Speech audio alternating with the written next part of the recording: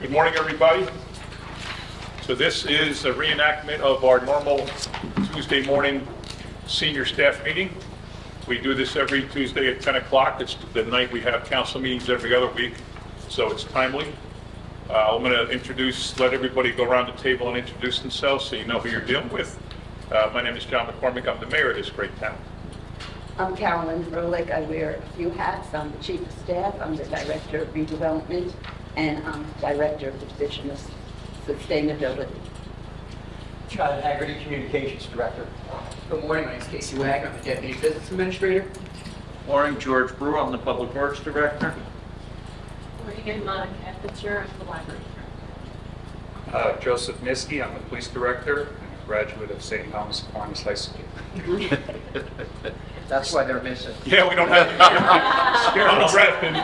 I'm a graduate of St. Thomas too, and somebody's the mayor, and she's from St. Thomas, and she's not even here. No. Michelle Morgan, Director of Senior Services. Brian Molnar, Director of Recreation. Mike Kupchak, Deputy Chief Financial Officer. John Mitch, Township Clerk. David Kolodziejski, Health Director.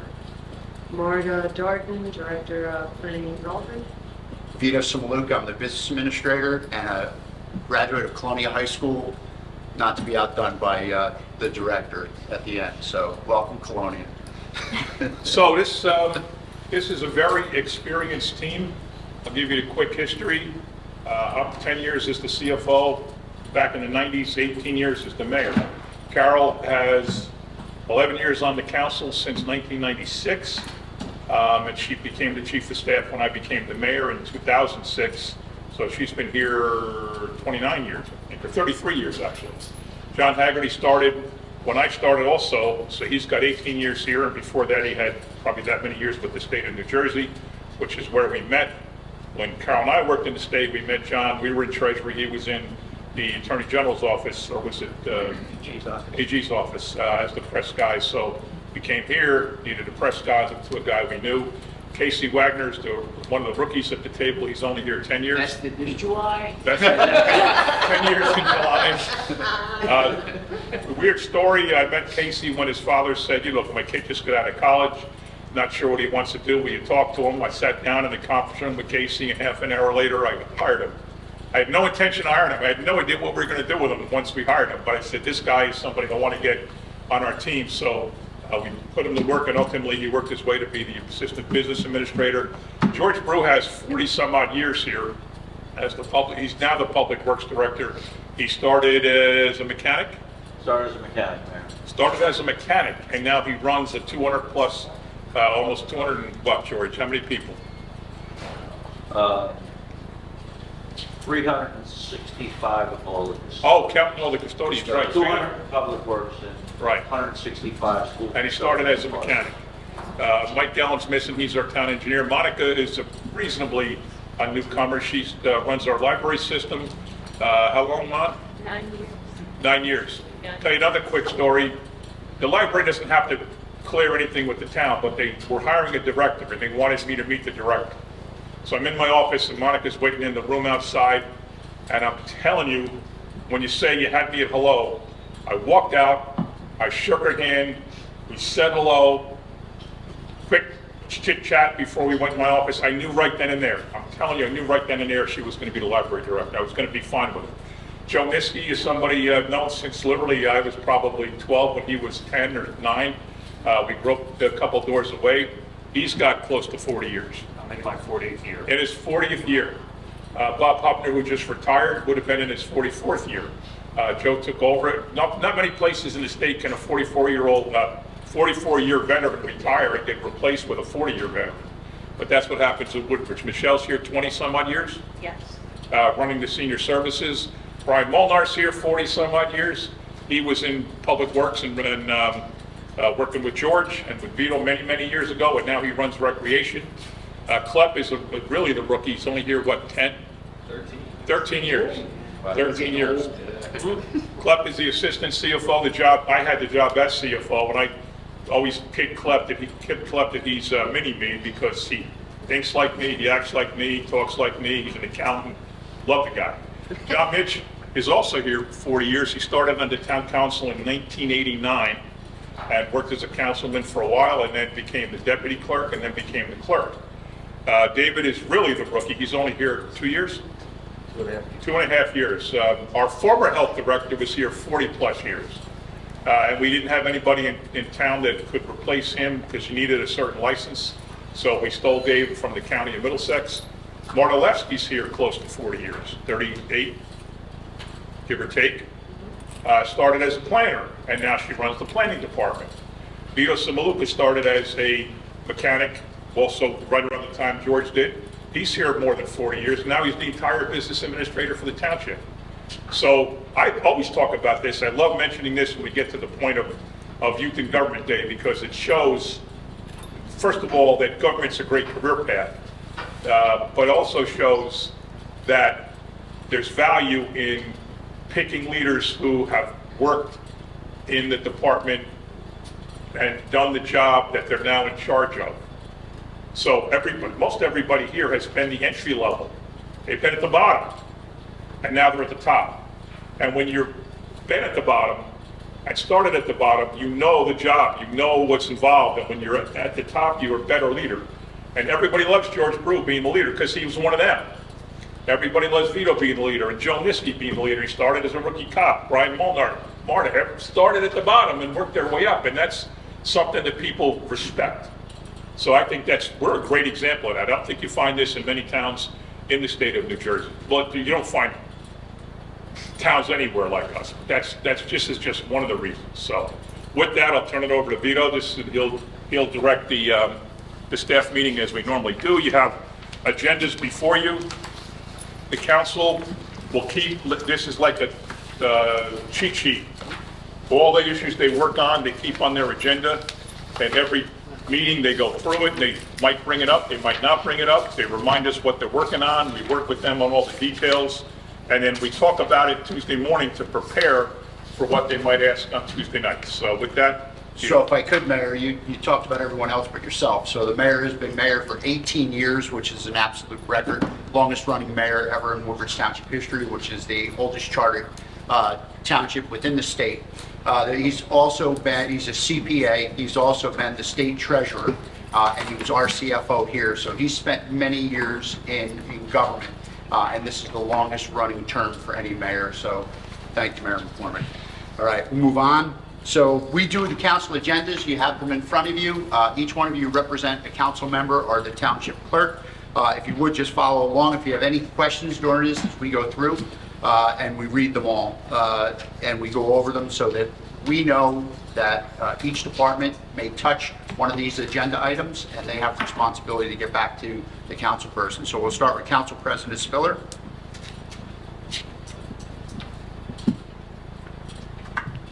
So the second one down is LeGrand Park. George, you got that? I sent you the email the other day. They want you to touch up LeGrand Park. Yes, in some of those areas, if you would. And that library's pretty cool, that little box. They did a couple wanted to put a box up in LeGrand Park in memory of somebody, I don't remember who, but they did, and it's really nice. Right. In the library. Yeah. In the park. It's in the park. It's a little free library, and it's a little schoolhouse, like the original one was made for the founding mother. So it's kind of the Mother's Day. Oh, right. Place Any of you from Avenel? Anybody go to school 4 and 5? You did, okay. So on Corey's agenda, number 13 is the new school 4 and 5. Have you been by it at all to see what's going on? Yes, I live Is there. it cool? Yes. It's it going looks to be very- great. That school 4, I guess, is the oldest building in the town right now for schools. It used to be Ross Street, and then Ross Street was replaced. And then school 4 is being replaced, and it's going to be a brand new school, which is terrific. Anything else on Council President Spiller? Council Vice President McAuliffe.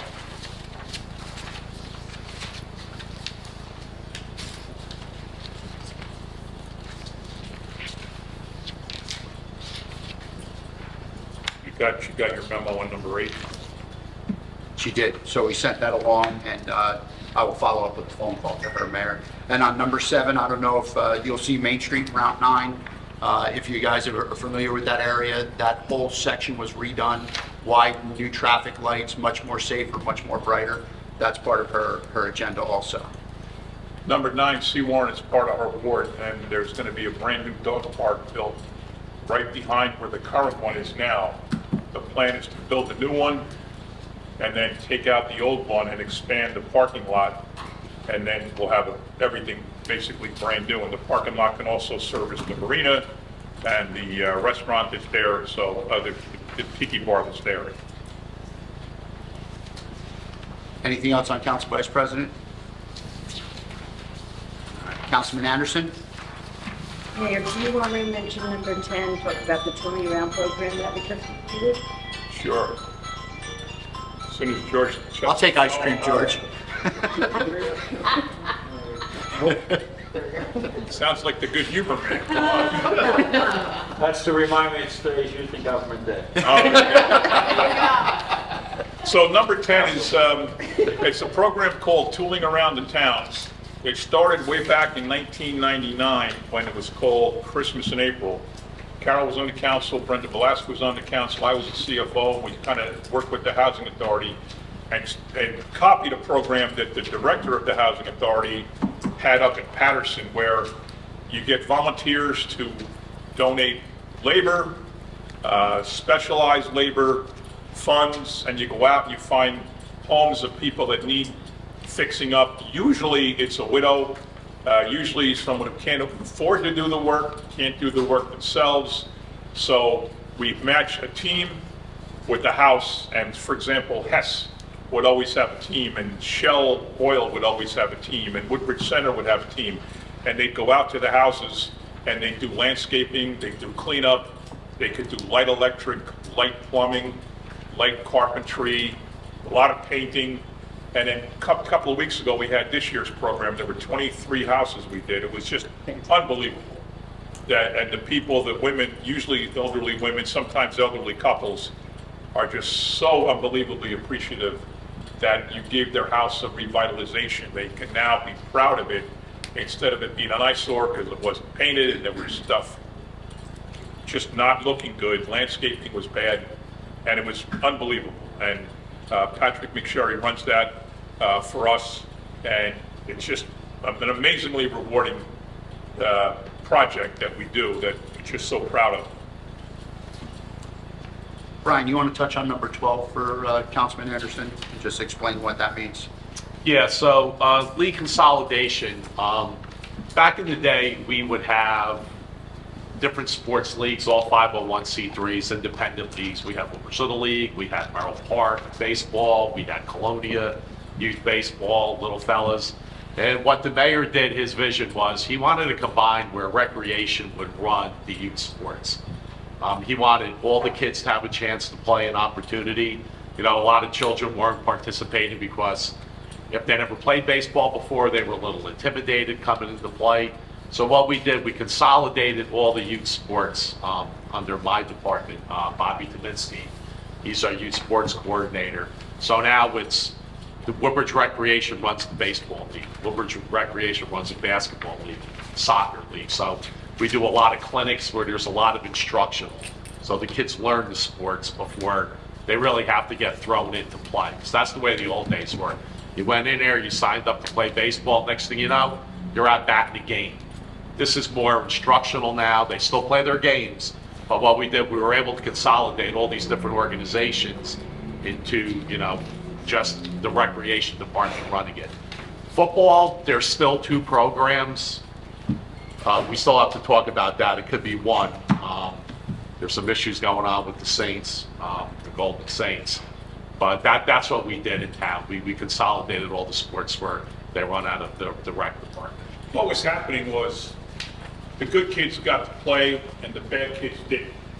So it would be a league with 6 games, and let's get that over with, and let's go do travel teams, and let's go do all-star teams. And the parents of the best kids would be the coaches, and they would pick the teams, and they would play from May to September or October. They'd play baseball and softball. And the kids who weren't all-star caliber, like me when I was 8 years old, I couldn't catch or throw or do anything. Some people would argue I still can't. But they ignored those kids. And now every kid has a chance to play. Every kid gets uniforms and hats. Every kid gets to play under the lights. Every kid gets to play on the turf fields. Every kid gets 15 games instead of 6, and they're part of a team, and it's working so much better. And people were afraid, well, I'm from Fords, I don't want to go to Colonia, and I'm from Port Reading, I don't want to drive to Island. But we're one big town, it's worked out great, and the parents love it because their kids are playing baseball, softball, basketball, soccer, you name it. They're playing boys, girls, you name it. So it's working so much better, and it's all because of our desire to make sure every kid has an opportunity to play sports. And I think it's worked out great. Any of you been in the leagues growing up? Not me? All right. I played recreational basketball, Okay. but I didn't like play football. But I You any played good? basketball. I would say like, yeah, I think I'm pretty good. Self-confidence. Yeah. There you go. I can't say that when I was a kid your age. Go ahead. Go ahead. Anything else on Councilman Anderson? Yeah, just one thing, we had a meeting about the Juneteenth event. Bobby Higgins from Parks was there, Brian Kachowski, and Eileen, so he's all set for his event. That should be on his agenda, shouldn't it? Nah, it's not, unless it's under number 14. It's under 14. Oh, okay. Thank you, Brian. All right, second ward, Councilman Bauer. I have an update on number 4, the Woodbridge Waterfront Park in Casey.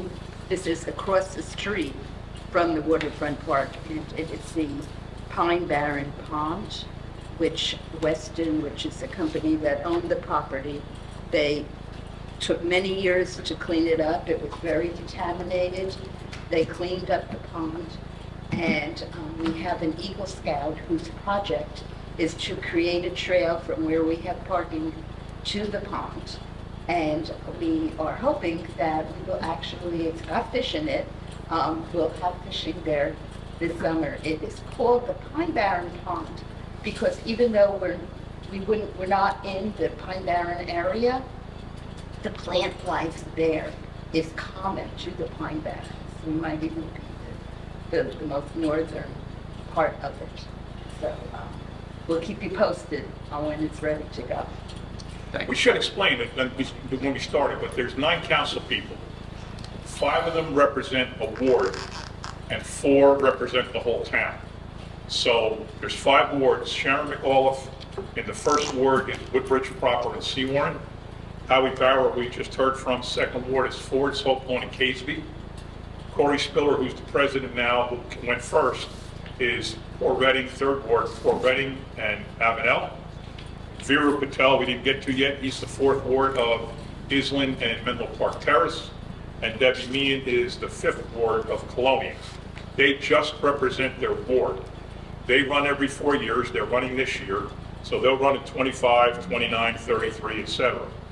The other group of 4 at large, like I say, represent the whole council, whole township. That's Kyle Anderson, Lisbeth De Jesus, Brian Small, and right now there's actually an opening because Greg Ficara, it's very rare that a council person leaves in the middle of a term, but Greg Ficara moved to Jackson with his wife to be closer to their daughter and grandkids. So he's right now off the council. Tomorrow night, the council, tonight, what am I saying? Today's Tuesday. Tonight, the council will replace Greg with somebody else, and that'll be the 4th at large. And they run with me also every 4 years, but opposite the ward. So if the ward is 25, we run at 27, the ward at 29, us at 31, ward at 33, they run opposite us. We all run in even odd numbered years, which is good because we don't run, nobody runs at the same time as Washington.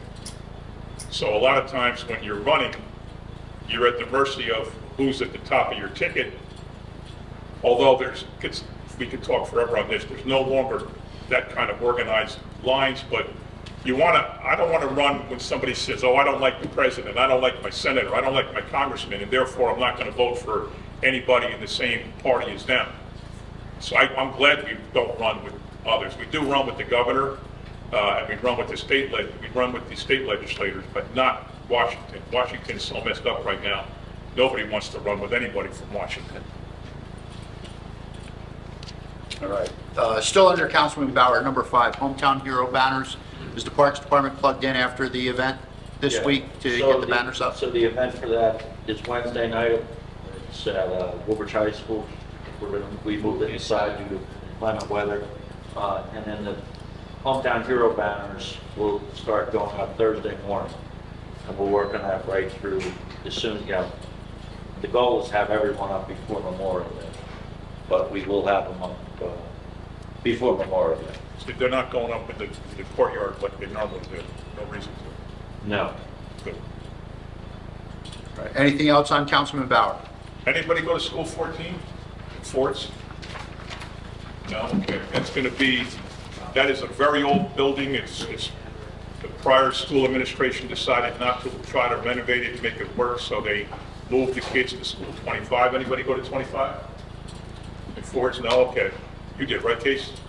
No, it's But you were, plus the number 9. right, okay, that's right. Good segue in for you. So the school 14 is going to be demolished, and a very advanced handicapped accessible playground is going to go in school 14, which is pretty cool. All right. Councilman Small? Mayor, would you like to talk about number 14? Oh, sure. So we have a building we own in Port Reading that we actually got for free from Hess when they were dissolving everything, and they sold their stations to one company, their building to another company, their terminal to another, their tanks to another, and they had this building left over, so we asked them if they would donate it to the town, and they did. We turned it into Cypress Recreation Center for cheerleaders and wrestlers who often didn't get gym space when it was allocated. It was always other groups like basketball got it first. So anyway, now they have their own home. We turned the corner of it into a cafe, and it's run by the special needs students in the RISE program. You probably go to school right now with kids who are going to graduate and go into the RISE program. They're special needs, but they're advanced enough that they can work. They can be hosts, they can be greeters, they can be servers, they can work the register with training. They can be custodians, cooks in some cases. It's a wonderful place, and it's pretty much packed every day. People love going, they get a great meal at a very good price, but they also interact with, these are kids you probably in school with. I mean, it's great that they have an opportunity to get a job, and many of them move on to other places. One of our cooks works in Pizza Hut. Some of our servers work in the community center in the cafe. So it's really a training ground, but you should see how happy they are that they're working and getting a paycheck. It's just unbelievable. Thank you, Mayor. Anything else on Councilman Small? All right. Councilwoman De Jesus? Joe, you want to talk about number 5? So police community relations. In the police department, we have a community policing department unit that's staffed with 2 detectives, Detective Mike Harris and Detective Nate Santoni. Have you guys come across them at all in your school or at events? Nobody? That's good. Well, they stay very busy, out in the community, and Councilwoman De Jesus is our contact for the council. So prior to every meeting, the community policing unit gives her a schedule of events that we're going to participate in between one council meeting and another. For example, did you know last week was National Police Week? Anybody? She did. She's shaking her head, yes. Oh, okay. Yeah, so for National Police Week, we paint the line out front blue on Main Street. We put up our memorial flag, and we put bunting over the entrance to police headquarters. So, and that's in memory of 2 Woodbridge police officers that were killed in the line of duty here at Woodbridge, Officer Lewis and Officer Williams. We also had a handful of officers participate in the Unity Tour. They rode their bicycles from New Jersey to the Law Enforcement Memorial in Washington, D.C. So that's just some of the things that we do, and we reported to Councilwoman De Jesus. Thanks, Joe. Appreciate that. Carol, do you want to talk about number 15? Sure. community backpacks. So Councilwoman De Jesus, if one of her passions is making sure that the less privileged people, children in the schools, get what they need. And it's surprising how many people can afford the basic school supplies, a backpack, the notebooks, the crayons, the pencils, all of that stuff. So she runs an enormous backpack drive. And we go to corporations, volunteers, put together these backpacks. We have one of the churches in town. How many does the Evangel Church do? Oh, it must be About 300 alone. 100, yeah. And it's just an amazing project. We have an event in Casey, an event in Hopelawn to give out the backpacks. Wall Street School also participates. And it's just so helpful because the children who go to school, like everybody else, get a great backpack with all the supplies. Thank you, Carol. Anything else on Councilwoman De Jesus? Fifth Ward Councilwoman Meehan. Tomorrow night, she is going to host the Support the Troop Rally, which is an annual rally where we recognize all the current active duty members of the military, and we also honor some of our veterans. So tomorrow night at 6, we're moving it from outside inside to the Woodbridge High School, and we'll be doing that event tomorrow night. And as you can see on your agenda, if you're following along, number 4, Councilwoman Meehan has all of these events that she either hosts or co-hosts with the help of the township. Sometimes she does it with her volunteers, but she does a lot of these events. So she's extremely active in her community. Anything else on Councilwoman Meehan?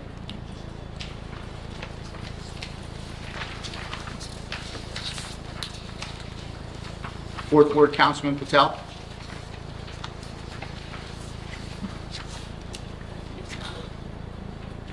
Yeah, so if you're familiar with the Oak Tree Road Business District, it's amazingly popular, it's amazingly successful, but it, like anything else, can get better. There's a lot of districts around the state now. Edison has one, Piscataway, the Brunswicks, Jersey City. So we want to keep ours competitive. And one of the ways we're doing that now is looking at a plan to, first of all, make it safer. They're doing we're doing with the county a road safety audit. That's if you know it, it's bustling. And cars go everywhere, and people walk everywhere. You look at it and say, my gosh, it doesn't look the safest in the world, although there haven't been any problems. But we need to do a road safety audit and find a way to keep the people in the cars away from each other, the pedestrians and the drivers away from each other. We've added a bunch of parking, but now we have to look at where do we have to do crosswalks, where do we have to do lights, where do we have to paint curves, where do we have to make it safer for pedestrians, because if you don't have pedestrians, you're going to fail. So we're working with Councilman Patel on that, and we're looking at replacing all of the curbs and sidewalks. If you look at it, it's very disjointed. It's not like a nice even line of stores. Some stores go back, some come up. It's very haphazard, but you're not going to change the buildings, but we can fix the sidewalks and the curbs to make it uniform, make it the same color. We're looking for, what colors do we use that reflect the ethnic culture of India? What designs do we use? So we want to make that the spot in town, and not only in town, not only in the county, but literally in the state. And working with the county, we're splitting the costs, we're looking for grants to cover it. But I would say that in 2 years, downtown Island will look completely different than it looks right now. There's the 4 biggest jewelry stores in India, right? There's Tanishq, there's Joya, right? There's Malabar, and there's Kalman, if I got them right. Yeah, dude, she's shaking her head right. We're the only place in the country where the 4 biggest jewelry stores in India are located. They're all right, you can stand in the middle and see all 4 of them. Joya Lucas not here yet. They're moving to Clove 12 on Marconi and LaGuardia. But we are the only place that's going to have those 4 stores. That's amazing. It tells you how big and how vibrant the district is when we have the 4 top jewelry stores in the whole country of India. So we're expanding on that, and we're going to make it unbelievably better with the help of Councilman Patel. It looks like you share in the pride that we have in the Oak Tree Road districts. Yeah. I mean, From your faces. yeah. Mayor, just one more comment on that. With our parking lot improvements, we're also adding some DC fast chargers for electric vehicles. People travel from many states, Rhode Island, Connecticut, Massachusetts, Virginia, and a lot of them people drive electric vehicles. We're going to put these DC fast chargers in, so when they're driving, it'll alert them that there's a fast charger there, and when they're shopping, they're going to be able to charge their car. And a lot of higher end cars, the Volvo, Jaguar, we're going to be able to charge them all at these charging stations. So. And if you know you can get a charge nearby, you're more likely to come shop. Spend more time. Thank you, everyone. Anything else on Councilman Patel? All right, so next on your agenda is the open spot that the mayor was speaking about earlier. That'll be filled tonight, hopefully. A few of the things on former Councilman Farcar's agenda were fireworks, which is coming up. We call them the 4th of July fireworks. We usually have them the day before or 2 days before. This year, Brian, want to expand? Yeah, so July 3rd will be our fireworks celebration. We do it out at Alvin Williams Park. The gates open up at 4 p.m. People could come in. We usually have some music to kick the night off. We have a local band play from like 5 o'clock to 7. And then we have our ceremony where the mayor gets up on stage. We do proclamations, or we honor people from the past year. Anything significant that happened. We like to have that in celebration. And then we have a feature band, AM Gold. They come on at around 8 p.m. And then at 9:25 at sunset, the fireworks kick off. It's around a 20-minute display, probably one of the better ones in the state of New Jersey. We have a company, Pyrotechno, that we've been working with for years, and we're probably one of the best fireworks displays in the state of New Jersey. I think the mayor declared they are the best. What do you mean, problem? So if you know Albert Gisani from Royal Albert's Palace, he is the main guy for providing the funding for the fireworks. And he comes out every year, he stands on stage like a proud pop, and talks about it. So he's the reason why we have these. He's very benevolent. He gives to police, fire, first aid, schools, PTO, scouts, you name it. And if he doesn't give directly, he makes it all available for all the different things. I'm sure a lot of you have been there. Albert Gisani is just a great corporate citizen of Woodbridge. Thank you, Mayor. I'll ask David Kolodziejski to talk about number 12, the mobile health unit. Yes, we have a mobile health unit.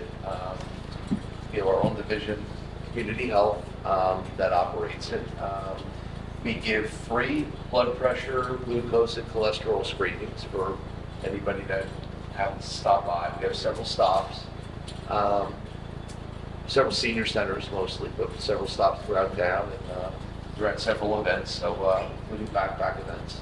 So if anybody's interested, we stop by and spread the word.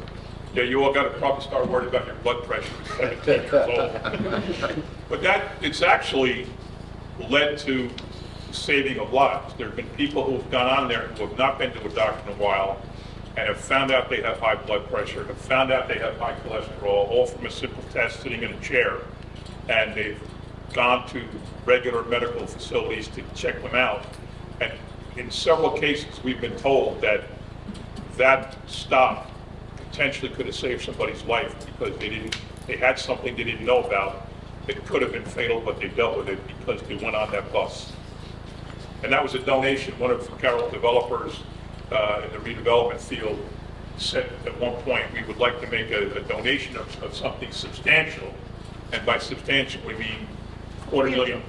What? Substantial. Substantial, $250,000 roughly.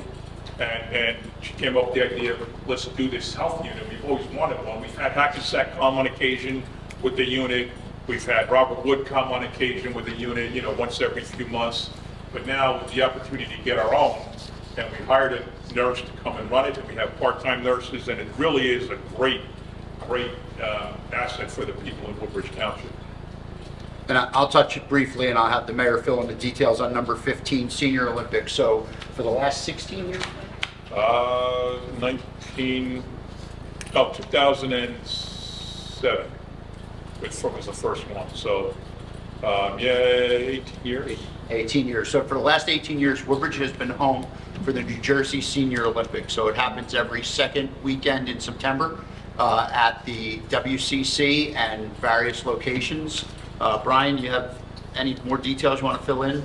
Yeah, so we do the WCC. We have a lot of events there. The 3 high schools, they participate with their fields. I know we do tennis at JFK. We do track and field at Woodbridge High School. Colonia, I think we have is for tennis too, and for backup on events. Yeah, it's pickleball. We used to partner with the county, but now the town, the mayor has built, I think it's 22 new pickleball courts in Woodbridge. In the old Fords Park football field and Pocheck Park, which is located behind the Woodbridge ShopRite. So we have 2 fantastic pickleball locations. Pickleball is probably the biggest sport in the Senior Olympics. Very popular, but our whole town is showcased that day. We have athletes from all over, just not the state of New Jersey, Delaware, Pennsylvania, they could participate in our Senior Olympics too. All different events, like I said, track and field, tennis, golf, archery, bowling. So it's, Golf.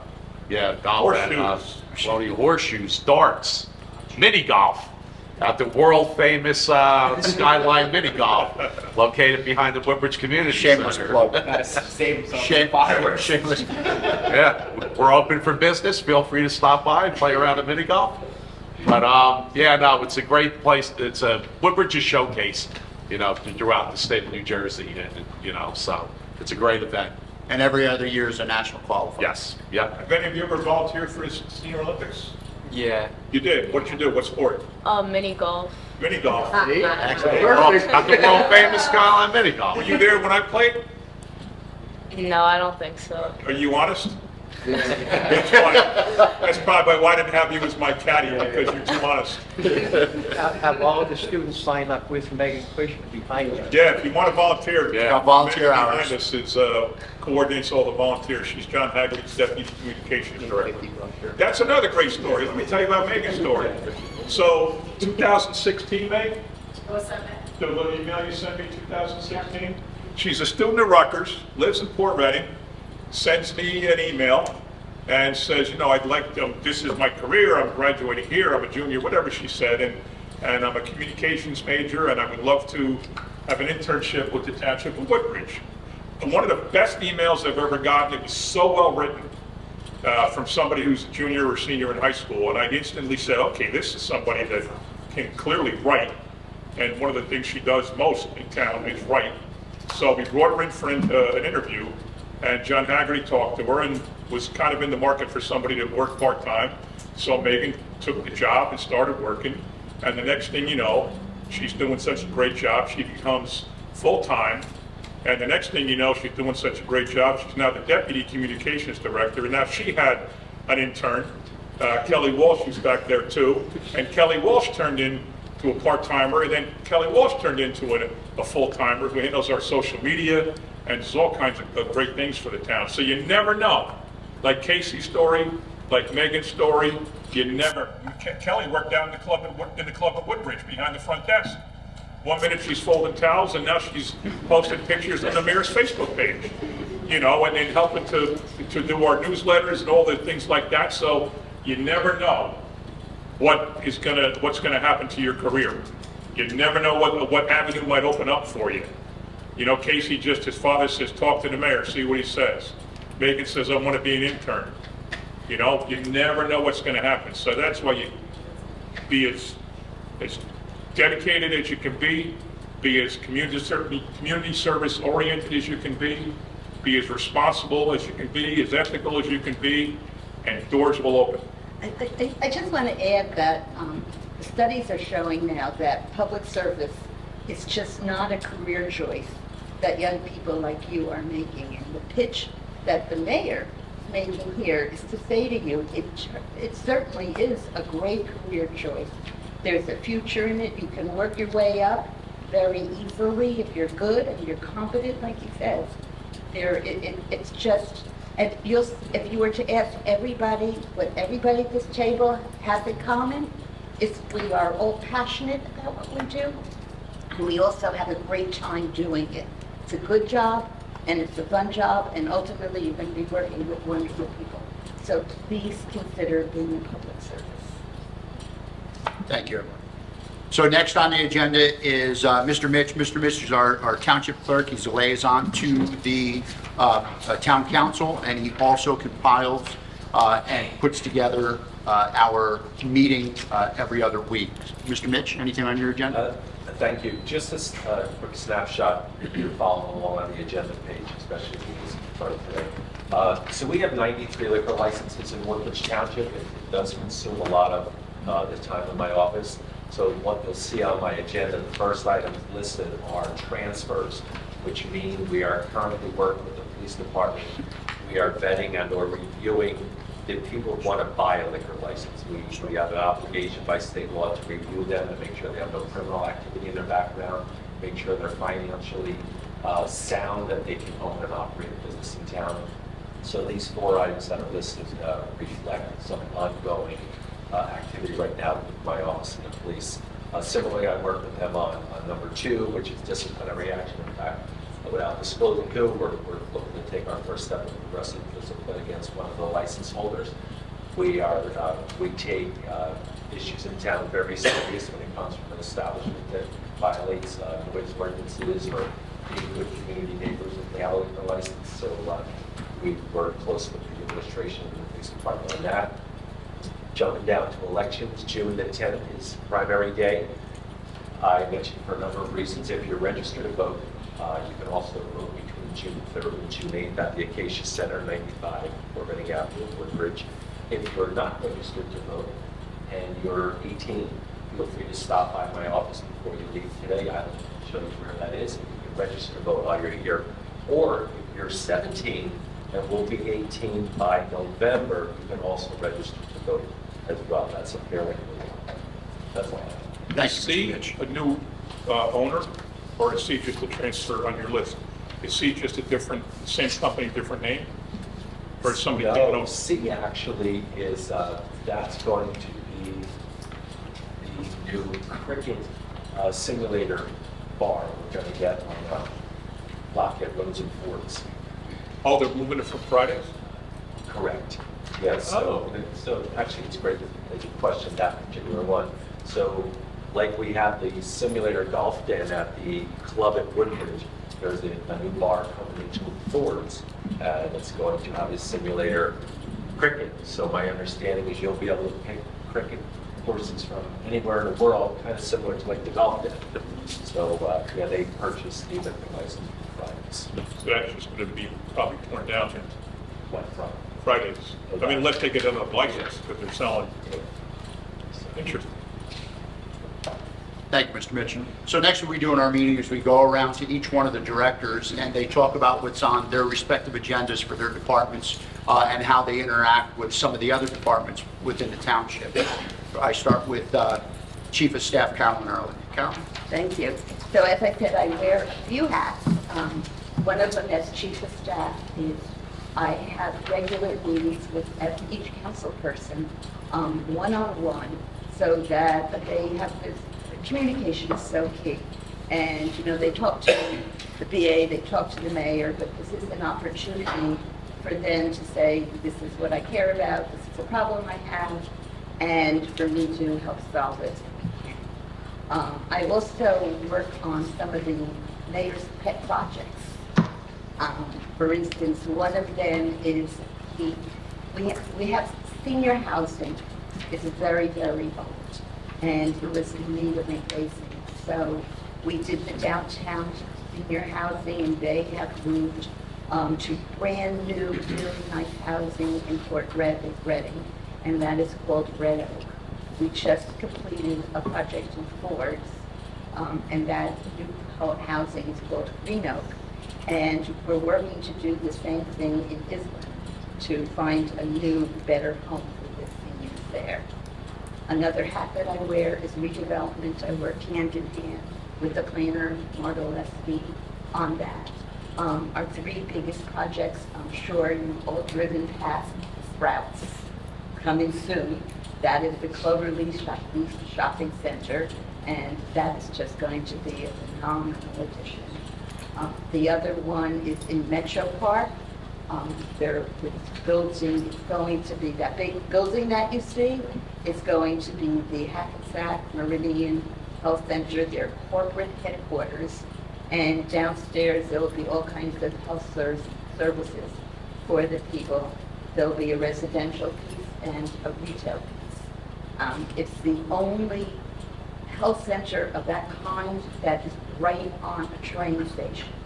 So it's really unique. And our other big project, which is moving very slowly, goes forward, goes backward, but it's going to move, is remaking the mall and making it a more, just a better place to go to.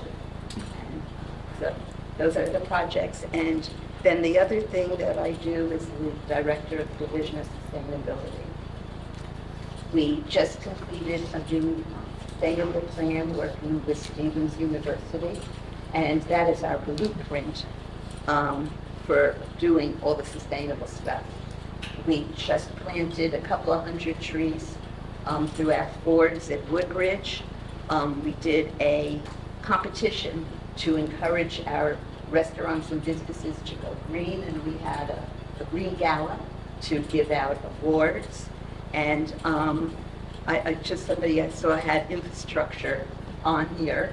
We do build rain gardens throughout the town, and we're always looking for people to adopt the rain gardens. Our green team is always looking for volunteers. You can email me, and if you want to do anything green, we totally welcome. So Woodbridge Center, Carol mentioned, is probably the most important thing for the future of the town that we're working on right now. We're all responsible for Woodbridge Center not being great because we all order from Amazon and we all get stuff delivered. And things where you used to go to Penny's and Macy's and Sears, now you get delivered by FedEx or Amazon Prime at your front door and left on your porch. So they're struggling. Sears closed many years ago. Gordon Taylor closed, but that has come back because the building was sold to a lab, and the lab's going to employ 250 people at fairly high salaries, so it's going to be a little shot in the arm to the mall because those people will be walking around at lunch and maybe hopefully shopping. Macy's is always on the fence. There's Macy's stores always closed all over the country, especially in the state, and we always seem to just miss closing, but its future is tentative. Boscov's is very successful. Penny's is very successful, and Dick's Sporting Goods is successful. So there's 6 anchors, 3 are really good, 1's completely gone. Sears, who knows what it's going to become. It's a gigantic building, very expensive to retrofit and use. The best plan for that might be to knock it down and start over, and then there's Macy's. So company bought it, an investment firm bought the loan. So Woodbridge Center owed $220 million in a mortgage. Not its own fault because they borrowed against Woodbridge Center to fix Staten Island. Had they not done that, Woodbridge Center would be a lot better, but it's like if you have 2 houses and one needs work, but you don't borrow on that, you borrow against this one. That's what the company did. They borrowed against Woodbridge to fix Staten Island, so Woodbridge was burdened with this debt. They couldn't handle it anymore. They went bankrupt, and a company from Wall Street came in and bought the loan for $80 million. So right away, the people who loaned money to Woodbridge Center lost $140 million. I know these are big numbers, but now the company that owns the mall, by virtue of owning the debt, almost partnered with a company to redo the mall. We found out Sunday night, we got a text, an email, I saw it Monday morning when I was home before I left for work, and called Carol, I said, you see the email, this company's out of it. They were going to partner with the investor and do something with the mall, but they dropped out. Now that investor has to look for another partner to do something with the mall, because the investor is just a bunch of Wall Street rich people who want to buy it for 80 and sell it for 180. And they're not necessarily, I hate to say it, but their focus is not on doing right by Woodbridge. Their focus is on making money. That's what they do. They're Wall Street. So we're hoping they partner now with another company that is in the development business, that's in the mall business, that knows what to do with that piece of property and can do the right thing. And it's going to be a struggle. It's going to be difficult. But the mall goes back to 1971. It's the most iconic, recognizable thing in Woodbridge Township is Woodbridge Center. It's right smack in the middle of the town. It employed, at least at the time, a whole lot of people. It's on a giant tract of land. It's very important to us. So we're working very, very hard. Every day we're spending time on Woodbridge Center to try to make sure the right thing happens there. Thank you, Mayor. Thank you, Carol. Hatch? Communications is involved in putting together the biannual Woodbridge News. We're in the process of putting together the next edition at this point in time. And we're also responsible for all of the social media posts, Facebook, all of the internet things, and that's through Kelly and Megan over there. And tonight we are doing a flag raising for Emergency Management Services Week. And we're going to have a number of proclamations to some EMTs who have done life-saving work. So we're always out there looking to get the word out about everything going on in the town and how we approach it. So check out our webpage and our Facebook, and you'll find out what's going on. Thanks, John. Casey? How you doing? As said before, I'm a deputy business administrator, and it's a good number two. I'm going to let the boss explain what we do on a day-to-day basis. But I've been coming to this for like 5 years, and I've always made 2 points. One of which I always said, you guys are heading into college, I'm relatively out of college, but I had a crippling realization this morning I probably shouldn't be saying that anymore. I'm a little bit out of school, but the other point I always like to make, and you heard the mayor talk about the amount of time everybody has around this table. And I found starting a career, any career, whether you go into government, nonprofit, private, college is great, you get a degree, you're going to learn. Listen to the people you work with. When you come in, maybe keep your mouth shut for a little bit, hear what goes on, hear how things work. When the time's right, ask the right question and just take it all in. What you're going to learn from the people you ultimately work with, whether they've been doing it for 5 years, 50 years, is you can't put a price on it. The people around this table have sat around this table in years past. I've had the privilege, I've picked, I like that. I like how they handle the situation. That might not have worked, we learned that. The value in that's incredible. If I can give you any advice, I would just say, listen, take it all in. Business-wise, I guess for tonight, we obviously met with Council President this morning. High level, 3 main things we're going to be tonight. We got 3 financial agreements on. We have our general bond and our sewer bonds on tonight, and then we're going to have an executive session at the end. Last minute, we got our MOUs for Absentee Clerical and Absentee Sanitation. So we present them to council. They're union agreements. We reached agreements with 2 of our bigger unions on the contracts to go forward, 2-3 years? 3 years. Three-year contract. Having labor peace is very important. We're only as good as the people that work for us. We're only as good as the police on the street. We're only as good as the people in the trucks and that plow and that pick up garbage and recycling and that pave the roads. We're only as good as the nurses in the health department, and we're only as good as the people that run our leagues and our community center and the club. So we treat them very, very well. We sign contracts before the existing one ends. We never have labor problems. We rarely ever have an unexpired or an expired contract that's not been renewed. Very, very rarely. So we're very proud of the fact that we're good to our employees because they're good to us. Vic. Thanks, Casey. George? So, I'm George Brewer, the Public Works Director. My daughter actually goes to St. Thomas. She's a senior like you guys. I wish she was here today to tell me what to do today. So Public Works, actually, Joe, they didn't know that last week was National Police Week. Well, one person did over there. This week is actually National Public Works Week. And I don't expect anyone to know that. But it is actually, it was declared by President Kennedy, John F. Kennedy, in 1962, and it just the importance of what we do as public works, and you have infrastructure on your agenda here. Today, most of our public works employees are at a state-required class. We work in conjunction with Rutgers, and it's for stormwater management and the importance of it. And it's a state-mandated required course, and all of our public works employees have to engage in it. You know, that covers the street sweeping, all the stream cleaning we do, everything we do in regards to, cleaner waterways. It's critical. So Mike Elman, our engineer, a lot of that comes, the permitting process comes under his department. So that's why Mike's not here today. But again, it's a critical infrastructure for what we do. There's a few things on our agenda, on my agenda for tonight's meeting. You have it there. And basically, there are some roadway improvements, second and third one, and the first one is a pump station improvement. So we also cover all the sanitary sewers. So that's another critical part. We have 22 pump stations. That's what this is an improvement for. And it's a very critical component to our infrastructure. Wastewater is one of our most critical infrastructures. During Hurricane Sandy, when most towns lost power and most of their wastewater treatment pumping stations went down, we didn't have one station go down. So we had no sanitary issues throughout the entire township during that period of, there were some areas weeks without power.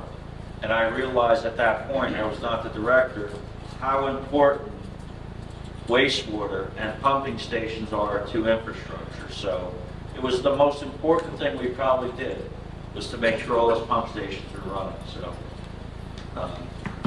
and don't hesitate if you ever want to go into public service. Public Works is a great place to work. We have a lot of men and women.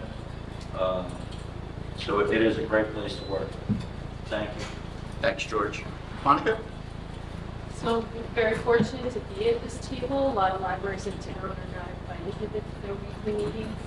It's a great way for the library to know what's happening in town, make sure the residents have all the information they need about things in town. Many of you might know we have a big summer reading program coming up this summer. The theme is Color Your World. Our world is a lot of art projects, a lot of things to do. We have run a great volunteer program for students during the summer, opportunity to get your National Honor Society. And then also, once you're in college, we have a lot of study carols, places to study, a lot of great resources for you here in the library. So, thanks very much, and I wish you all the best in your choices. And Monica, just as on a library system, they have so many things going on in the library that are not connected to books. So many programs. We do a call every Friday, let people know what's coming up that weekend and the following week. And I think half of that call seems like it's things at the main library or Colonia or Island or Fords. There's so many programs going on, wellness programs and things for seniors and things for families and entertainment things. Just phenomenal what the library system does here. Thank you, Monica. Joe? Okay, so I have the best job at the table. I get to run the police department. So how many people want to be police officers? Anybody? Okay. How many want to be mayor? Well, I will tell you this, my son's a police officer in Woodbridge, and he started out in DPW, and if they had our schedule and our pay scale, he would go back to DPW. But we have 237 sworn officers, about 100 support staff. We also oversee EMS, so we handle about 1,300 first aid calls a month. And we're a liaison to our 9 fire districts. I also am the OEM coordinator, so we have a lot going on in my department. Are we doing business as well? So why not? Yeah, Absolutely. business. So on Monday, we did a event assessment meeting on the street fair. So the street fair, we had great weather on Saturday, and we had more people attend the street fair this year than we did the past 2 years. So we had 110 vendors. The only negative comment at the event assessment meeting was you really have to do something about these motorized bicycles and scooters and what have you for these events where we're closing off a roadway. So that's something we're checking into, but we're probably going to wind up prohibiting those types of vehicles within the closed area. So I'm sure you've all seen them on the road and on the sidewalks, and there really are a handful for the police department. So I have that, and then I did share a social media post with you. So there was a big problem at Minimum Mall over the weekend. Over 300 people showed up and caused the problem. Edison had a call for mutual aid. Being the biggest police department in the county, we provided mutual aid. We wound up arresting 7 people as a result of that incident at the mall. Well, almost immediately following that incident, a social media post went up that there's going to be a similar event at Woodbridge Center this Saturday. Have you guys heard about it, right? At 1:30, but we will be prepared. We have the largest police department in the county. We've already created an operational plan, and we have an investment in a county response team. We have 3 officers assigned to a county response team, so we've already requested their help. So they'll be sending their county response team to stand by, and we've already reached out to all of our neighbors for mutual aid. So you've got Carteret, Perth Amboy, right? Sayreville, Edison, Clark, and Rowan. So we'll be very well prepared if anything happens at the mall on Saturday. So if you have any friends or any of you intended on going, I would recommend it. Unless you're going to the mall, there is a carnival there this weekend, which... Oh, what a great combination. Yeah, there is a carnival. The circus. And, yeah, we'll be, believe me when I tell you, the mall will be safe and we'll be prepared for this event, but I wanted to bring it to your... You'll be visible, right? When people Oh, come yes. up, they'll Yeah, know we there. already, so we already identified the person who reposted this on social media. That person is an adult. As I sit here right now, our detectives are having a chat with him. And 4 of the people that were arrested in Edison live in Woodbridge, and detectives are visiting those 4 as well. So we're well out in front of this. Nice work. Thank you, As Joe. usual. Michelle? So senior services, the goal of the senior services that we provide is so that we can maintain the seniors in our community for as long as possible, deter institutionalization, placement in a nursing home or in assisted living. And how we accomplish that is by connecting the seniors and their caregivers with resources, whether those resources are at the township level, at the county level, state, or federal. Seniors have to battle with a fixed income, functional disabilities, and just aging. But the goal is how can we keep them here healthy and safe? And in doing so, we have a division of social workers. We provide counseling and case management. We provide support to families and caregivers.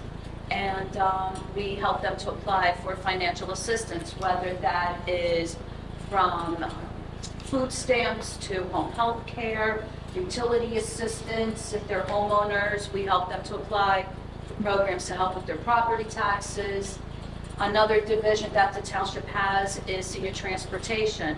That division allows the seniors in our community to access our senior centers, medical appointments, the libraries, the food pantries, the mall, in order for them to remain independent, because truly in the end, that's what we want to do. We want to respect them and their independence and their dignity. So in terms of business, what we're going into now is the summer, and so we're going to help our older adults apply for the senior farmers market. This is a federal program which trickles down to the state and then to the county. We have 80 vouchers to give to seniors. They're going to get not $40, but it's a voucher, it's a credit, and they're going to go to a farmer's market in order to promote a healthy diet, to get fresh fruits and vegetables. We also do seminars, and we try to do at least one seminar each month. And actually today we're having a seminar. It's part of our 5-part empowerment series. Today it's going to be storytelling. It's good for reminiscing, and it's also for them to share their life story. Next month, we have invited a presenter from the SAGE. SAGE is a national organization for LGBT and elders. They're going to do a program in our community for our LGBT elders. And then in July, we're going to have an end-of-life series. Having that conversation is always tricky, right? What are my wishes as I'm nearing death? Or how do I prepare in order for my family to be prepared for my death, and paperwork and all that? So we're going to have three seminars on that. We're going to talk about power of attorney, surrogate, living wills, so that caregivers and elders are prepared for that. And then we are working with our Office of Emergency Management, in which we are having a conference at a larger scale, and we are partnering with our EMS, OVM, fire departments, and we now have the Red Cross, so that at a more local level, when the ambulance goes to visit one of our elders, they are prepared when they walk into the home. There are certain information that our seniors and caregivers should have in order to make that emergency situation easier and smoother. And then at a grander scale, our fire department is going to offer information and resources on how for them to be safe at home. Red Cross is going to be at a larger scale. So that's what we do, and we love working for the township, and we are very passionate about the work that we do. Thank you. There's probably no town that takes care of seniors better than Woodbridge. 6 social workers that visit people who are homebound and can't get out.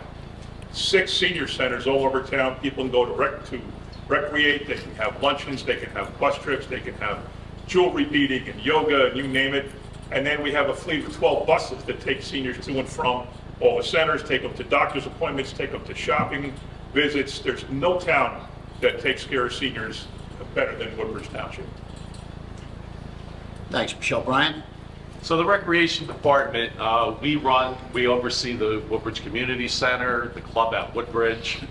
We have 3 youth centers now that we operate. We have the Evergreen Youth Center in Colonia, the Acacia Youth Center in Port Reading, and the Highland Grove Youth Center in Fords. We oversee the Barron Arts Center.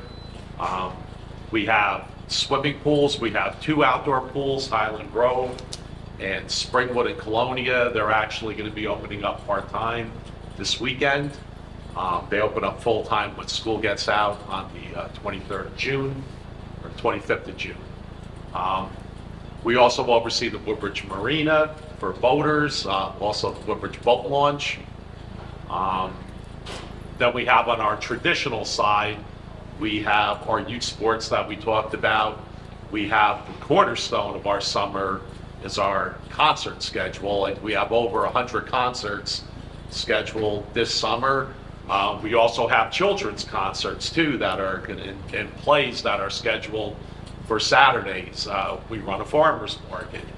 We have our different festivals that we run. Our Summer Fest, which is going to be June 7th at Merrill Park. We have our fireworks, which is going to be on July 3rd.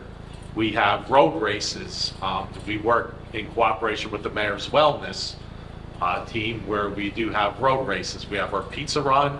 That's going to be in July. I think it's July 16th, if that's the Wednesday. And then we have our Crossroads race, which is the Sunday before Labor Day.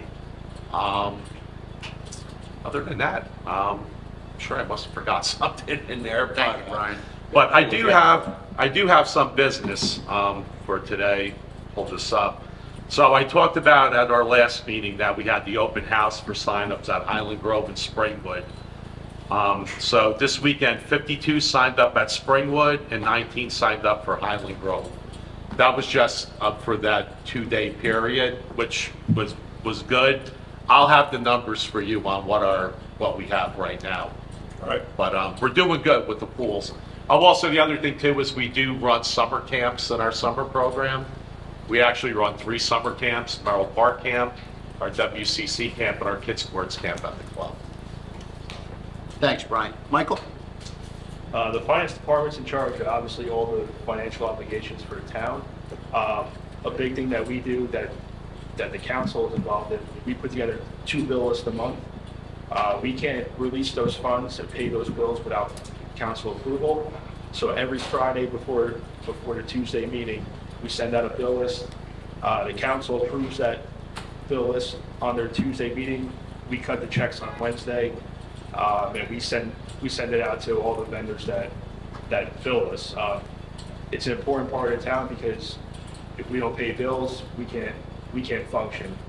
We're also responsible for paying the debt of town, making sure that the town is financially stable. 2 things I have.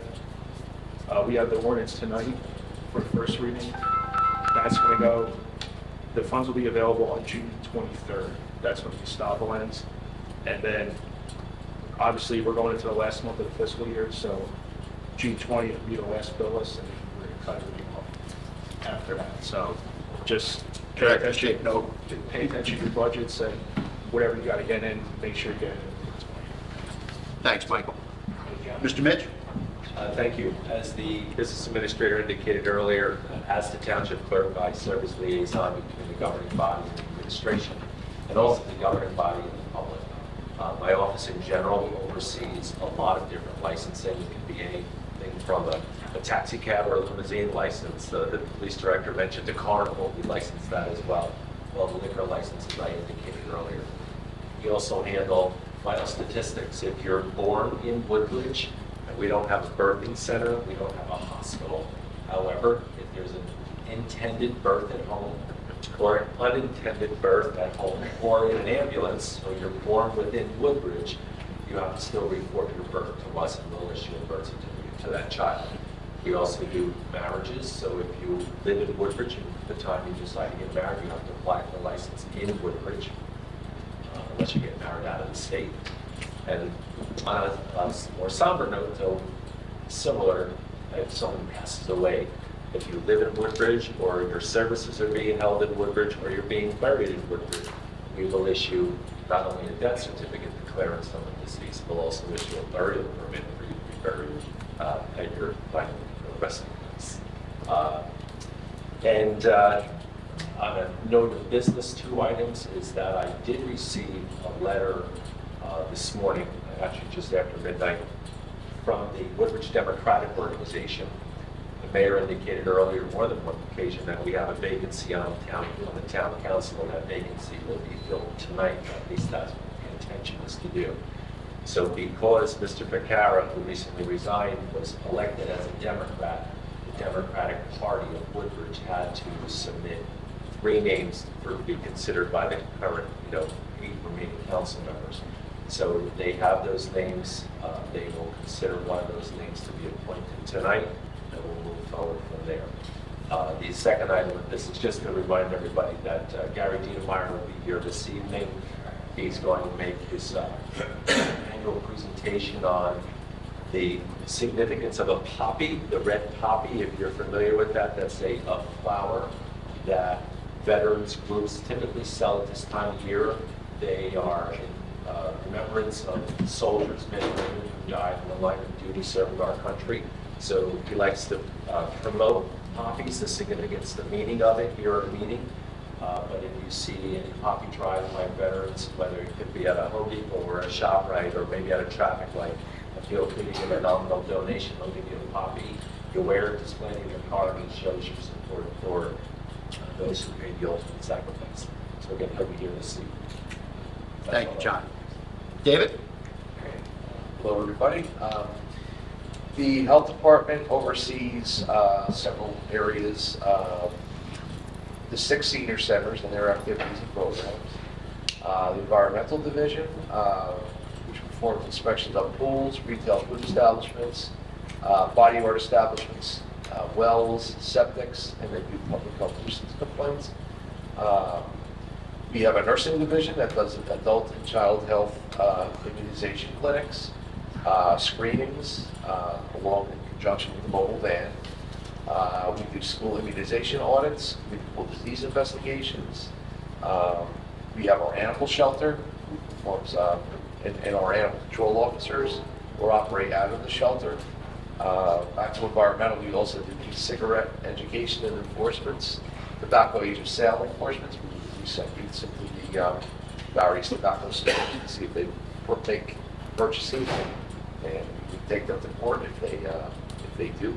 So we have a behavioral health program which focuses on mental health and as well as addiction services.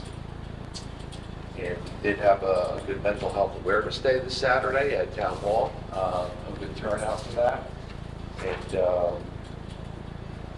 let's see, we also operate Peter Barcelona, our public health investigator, a We Feed program out of our office, which connects the 11 food pantries in town with the people that need food, the needy residents of town. And that's about it. Thank you. Thank you, David. Marta? Good morning. I'm the Director of Planning and Development, as you heard before. We handle anything related to land, and all inclusively everywhere in town. So if you see any construction going on, we issue all the permits for construction. We make sure that all of those permits are approved by whichever land use board hears those applications in order to get the construction permits. And if you have a complaint about any property in town, that falls under us too, whether it be is somebody doing something at the property that is not allowed by the code, or is construction going on that's not permitted, or does the place look really run down and not being well kept. We work with that also, and we issue thousands of permits every year. We're one of the top building permit issuers in the state. And we also issue thousands of property maintenance violations, from everything to what you might consider the more graphic to some that are not very much at all. There's just a sign where it's not supposed to be. So when I say everything related to land, I mean everything related to land. That's what our department does. Then also, yes, I'm very passionate about what I do and what we do, and that is chiefly because I'm honored and privileged as the director. I'm appointed by the mayor. That's our structure of government. Now you tell me. Yeah, you accidentally had me here since all the 18 years you've been here. So, and what I see my chief responsibility in the job that I do, and why I'm so passionate about it, is I'm helping people every day. So all of the directors, I know I'm not the only one that feels this way, so we're working for the betterment of the town, not only today, but into the future. That's helping all of our residents, and we each do that in our own way every day. But then on top of it, I'm also responsible for collecting millions of dollars in fees and administering millions of dollars in grants that literally help all of our residents every day. For instance, we've collected money for affordable housing, for the planting of trees, for sidewalk improvements.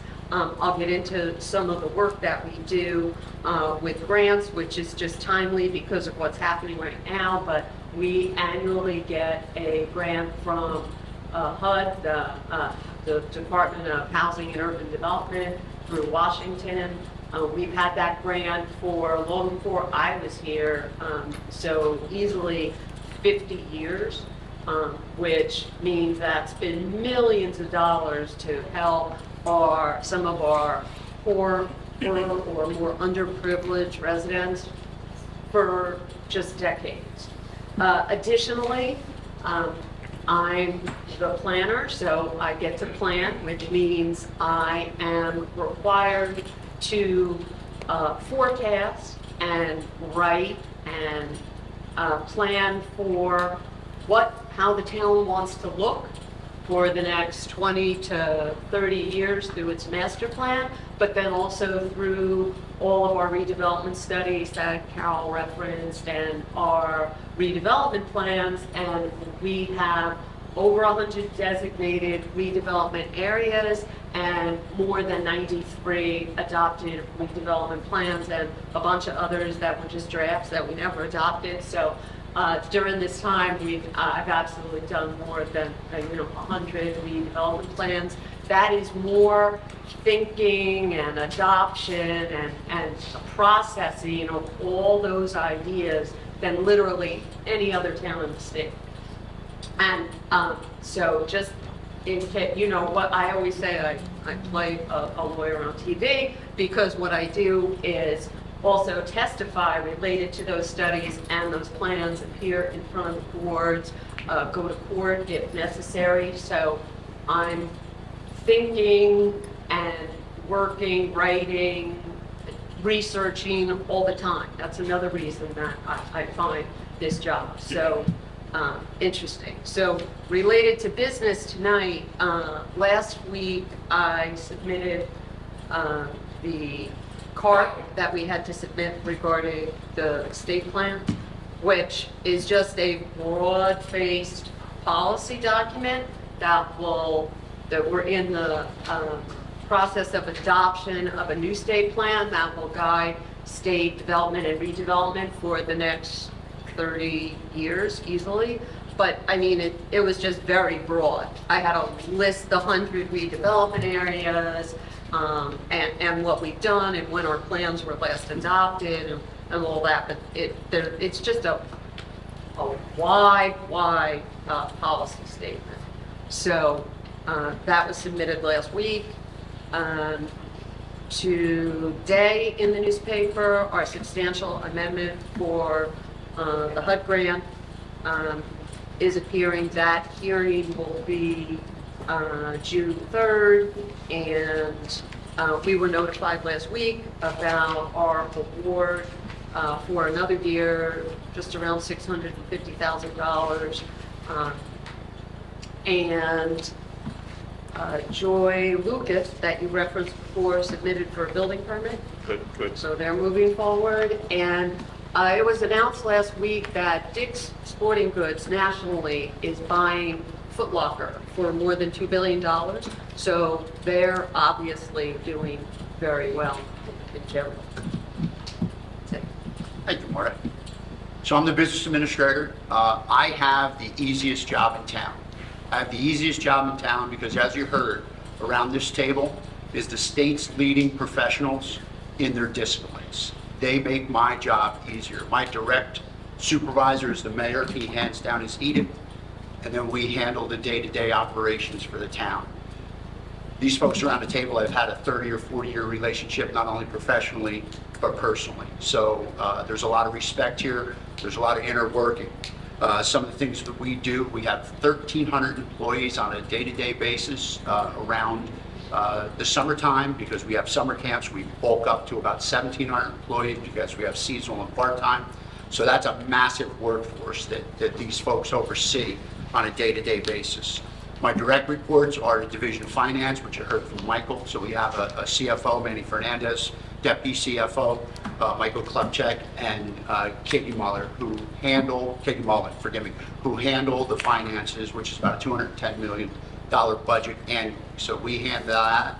Each department handles their own portion of that. Under that, we have purchasing, which we have state purchasing laws that we have to handle day to day, which are a little bit cumbersome, but we work through them because we have Jen Burns, who is an outstanding purchasing agent. And then we also have HR that reports directly. So those are the things that are day to day. Again, this all starts with the mayor. He put together this group of professionals. They're appointed by he, and this is the chemistry for working together and how everything comes together in Woodbridge. We are looked at, because of his leadership in the state, as the leading community in the state. Other townships come to us and ask us how to do it right. And we relish that. We love that. And we're glad to help because we have the recipe and we're glad to share it. So thank you to Mayor McCormick. The last thing I'll say is we like each other. We like working together. You don't read negative things about Woodbridge in the paper like you do other towns. We're functional. This group knows what they're doing. They're experienced. And they do their jobs incredibly well. And you just don't, if you read the News Tribune or you read the social media posts, you'll see other towns that have friction between mayors and council, friction between council members themselves, friction between the Board of Education and the town, friction all over, and problems all over. You don't see that in Woodbridge because of the people in this room. And we generally like working with each other. We disagree a lot. We solve problems a lot. You're shaking your head, man. Come on. That's good. We need to move forward. We need to move forward. So we're good. We love working with each other, and we love running this town. Now it's your turn. Want to start over in the end there? Anybody with any specific questions? Regarding this, or something our plans right now? I'm sorry, can you hear? Any questions? Whatever you want. Oh, no. Questions, comments? How about you? I think I'm good. I think Good? everything's pretty clear. No. I'm good. I'm good too. You're all good. This is not going to work. Go ahead. I hope this puts my list. Yeah, right? Yeah. Can you vote yes? Why don't you all run for council? Go ahead, anything? Actually, I had a question about the sidewalks. Yeah, so in my plan I wrote about infrastructure. So I was actually wondering, you said you work on the sidewalks, right? You work on getting them, like getting rid of the cracks and stuff, right? Right. Yeah. Well, sidewalks are the responsibility of the property owner in general. So we don't replace sidewalks, we don't fix cracks, we don't do curbs. That's generally, we do streets, that's our responsibility. But when you get to the curb, it's the homeowner's responsibility or the business owner's responsibility. In the case of Oak Tree Road, we are working with the county to do a whole replacement project of the sidewalks. It's not something that you will see often, because usually it's the responsibility of the business owner, but you're not going to get 20 business owners on one side of the street and 20 on the other side to ever agree to all do their sidewalks in a uniform way. So that's what makes it a town-wide project, a business district. But if your parents want to replace their sidewalks or fix a crack or fix a hole, they don't call the town. That's their responsibility. But Oak Tree Road is different because, like I said, it's a combined gigantic project. So if you have thoughts on that, we need people who are familiar with the culture to advise us. Like we wanted to do stamped concrete. We did it down at the place we own in Seawarren. Stamped concrete looks wonderful. You can do different colors, you can do different forms, you can do different shapes. It's really cool. And that's our concept for Oak Tree Road. But I don't know what colors to pick. I don't know what styles to pick. So we need the people from the community to tell us what we should be doing. Yeah. You don't have to answer now. No. I mean, I'm not like I don't know much about concrete or like things that should be. No, but there's things that will fit the culture of the people who own the stores and the people who are going to shop at the stores and buy the jewelry and the dresses and eat at the restaurants. We need people who are experienced in that. We wanted to attract people. So we have to have advisors like yourself or like family members that can tell us this is what will work in downtown Oak Tree Road. I think on the sidewalks, if you want to infuse more culture into it, I know that if you painted like artwork or murals on the walkways, I think that would definitely be like something that people would definitely like. Great idea. That's an idea. That's an idea. We do that on buildings. We've never thought about doing it on sidewalks. All right, you're in charge. Yes. Here's the problem, good idea. If you have a good idea, you're going to get responsibility to implement it. Yeah. No, that's a good idea, actually. That's a very good idea. How about you? Just to add on, India is so diverse, you really can't summarize it on the sidewalk. There's so many colors, so many languages, so many regions, but definitely asking the businesses that are there, their owners, people who visit there regularly, who are always there, would be a good idea to see what they like and what they think should be best, because I'm always there, but obviously I don't own a business there. But asking, because it's going to be right there, they're going to be the ones walking that sidewalk every day. So I think that would be the best idea, to probably ask them, like she said, adding murals, a lot of colorful stuff, florals, all this would definitely enhance the culture.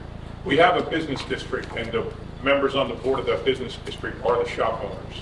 Right. So the guy that owns the apparel shop up the street toward Marconi, the woman that used to own Close 12, now it's going to be Joy DeLuca. Right. She's on the board. The guy that owns the business where Malabar is, which is like the biggest jewelry store in India, the guy that owns that building, he's on the board. So we have a lot of people that are downtown. You're right. You're absolutely right. But with a project like this, we want to add more. We want to get everybody's thoughts. Yeah, so I had a question. Like, when you appoint the department heads, like, do they got to get approved? Generally, I can't do a whole lot on my own without the council approving it. We want to pass a budget, we prepare it, they have to approve it. We want to pay a bill, we let them know what we're paying, they approve it.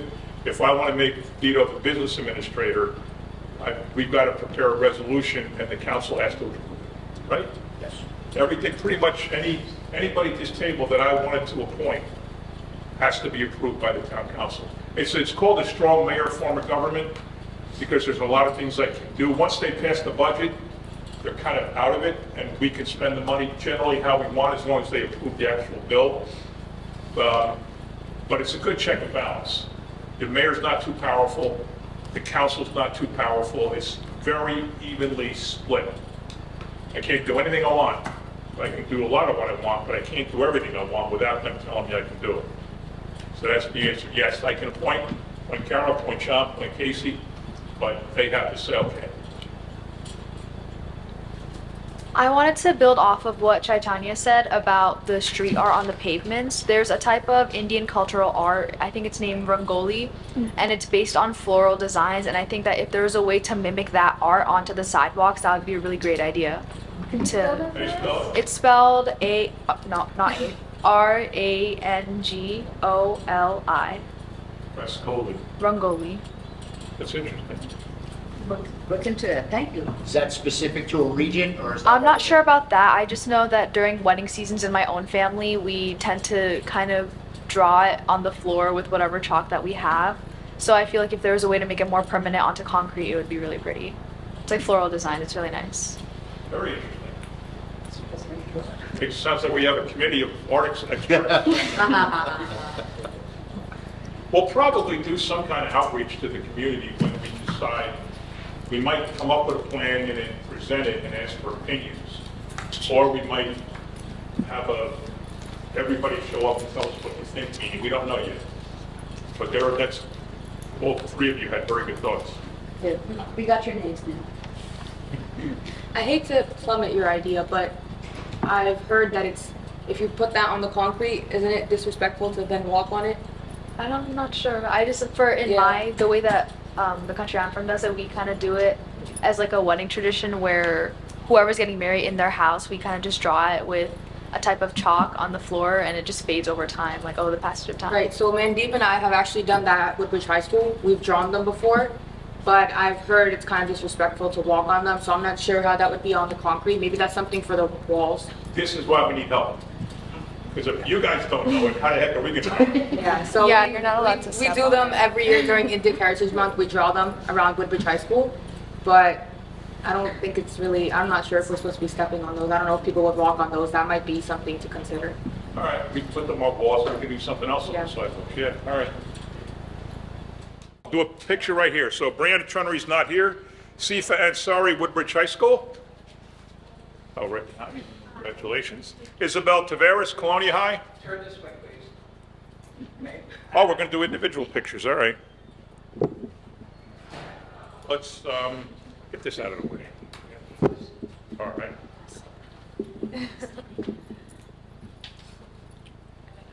All right. Isabella Tavares.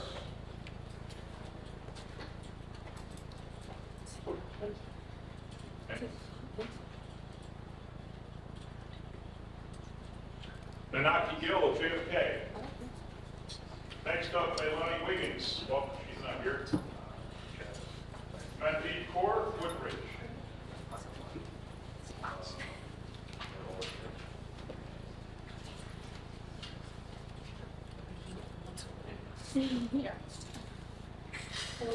Next up, Yusuf Kazi Colonial.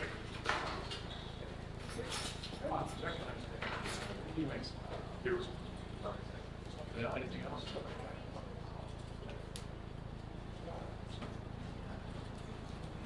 Oh, that's right. Okay, I can do that. Thanks.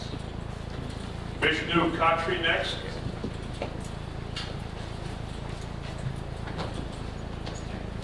Go.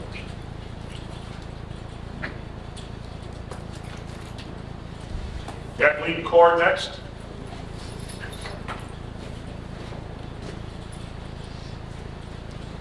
Chaitanya Krishna next.